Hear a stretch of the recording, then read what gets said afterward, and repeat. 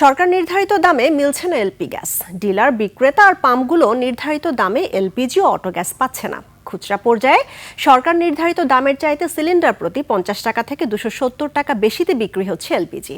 এ অবস্থায় সংসারের বাজেট মিলাতে দিশেহারা মানুষ। বিশ্লেষকরা দিচ্ছেন মনিটরিং এর পরামর্শ। বিস্তারিত সাদাত হাবিবি সেতুর রিপোর্টে। নগদ নিয়ে এলো হার না মানা হার অফার। সর্বনিম্ন 10,000 টাকা রেমিটেন্স নগদে পাঠালে থাকছে স্বর্ণের হার জেতার সুযোগ।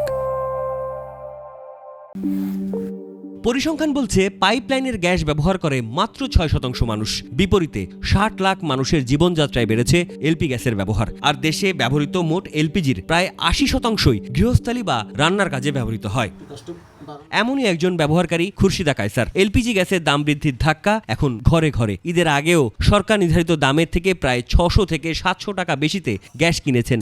সরকারের দাম বাড়ানোর পরও বেশি দামেই কিনতে হচ্ছে এলপি গ্যাস। এবারও সরকার নির্ধারিত দামের চেয়ে বেশি দামে কিনছে। আমি গতকালকে গ্যাস কিনছি 2000 টাকা।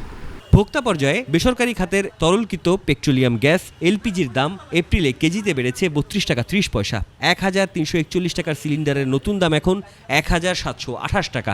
তবে এই দাম কেবলই কাগজ কলমে সীমাবদ্ধ। বিইআরসি নির্ধারিত 1728 টাকার সিলিন্ডার পাইকারি পর্যায়ে বিক্রি হচ্ছে 1780 টাকায়। পাড়া মহল্লার দোকানে 12 কেজি সিলিন্ডার বিক্রি হচ্ছে 1950 থেকে 2000 টাকায়। কিন্তু কেন?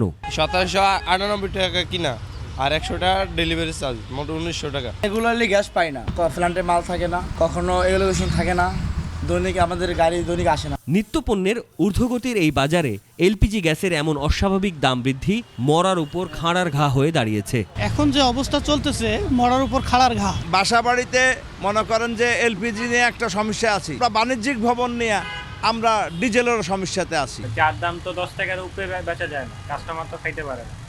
আর একটা রং চার দাম তো 6 টাকার উপরেও যায় না। সরকারের নির্ধারিত দামের ওরা যদি আবার দাম বাড়িয়ে নেয়, তাহলে তো ভোক্তাদের আর কোনো রাস্তা নেই তার জীবনমান ঠিক রাখার জন্য। এই জন্য সরকারের উচিত হবে আপনার তাদেরকে দ্রুত আইনের আওতায় এনে শাস্তির ব্যবস্থা করা এবং এটা একটা মনিটরিং সেল তৈরি করা।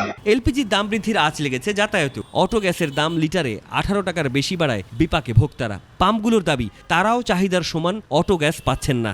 যদি 3 টন চাহিদা হয়তো এখন পাচ্ছে যে 1.5 টন 1 টনের। এর চেয়ে বাড়লে মানুষের কিন্তু নাবিশ্বাস হয়ে যাইতেছে। সামনে কিন্তু গাড়ি ঘোড়া বন্ধ হয়ে যাওয়ার সম্ভাবনা। তাহলে এভাবে চলে তো কিছুদিনের মধ্যে এলপিজি পেট্রোল সমান হয়ে যাবে। বাংলাদেশে বর্তমানে বার্ষিক এলপিজির চাহিদা প্রায় 15 থেকে 17 লাখ মেট্রিক টন। প্রতি মাসে দেশে গড়ে প্রায় 1,40,000 থেকে 1,50,000 মেট্রিক টন এলপিজি ব্যবহৃত হয়, যার পুরোটাই আমদানি নির্ভর। সাদাত হাবিবি সেতু, 21 টেলিভিশন, ঢাকা।